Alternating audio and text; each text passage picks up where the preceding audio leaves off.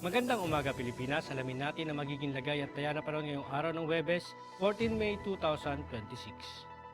Para sa ating synoptic situation, ang ating monitor na low pressure area na si dating Bagyong Kaloy huling namataan kanina alas 3 ng umaga sa layong 685 km east ng Viraca, Tanduanes. Ito hindi na natin naasahan na magre-redevelop pa into tropical depression.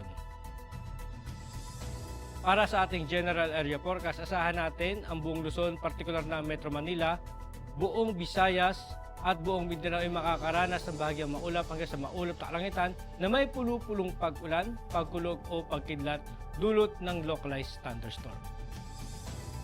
Para naman sa ating flight level wind chart dito sa 2,500 feet, asahan natin ang direksyon ng hangin ay nanggagaling sa hilagang silangan hanggang sa silangan na may taglay na lakas na hangin na 10 to 25 knots. Samantala dito na sa 5,000 feet, asahan naman natin ang hangin ay manggagaling sa silangan hanggang sa hilagang silangan na may taglay na lakas ng hangin na 15 to 30 knots.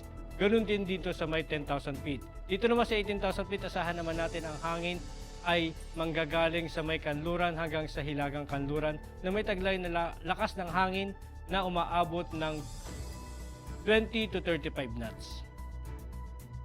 Dito sa impact ng flight operation, dulot nga ng localized thunderstorm sa Metro Manila at atitirang bahagi ng ating bansa. Asahan natin ang main hazard ay afternoon convective development producing gas and fronts and heavy rains. Ang impact naman dito sa rotary, asahan natin ang downburst is strong gas and reduced visibility pose significant hazard, avoid flight in CB activity. And itong sa fixed wing naman, asahan natin ang severe turbulence and wind shear likely during arrival and departure phases. Aircraft may experience temporary delays or require diversion.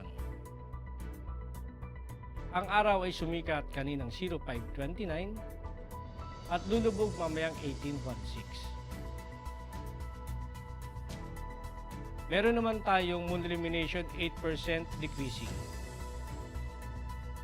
Para maging updated sa lagay at taya na ipalo lang ang aming social media accounts ng Air Force Weather Center.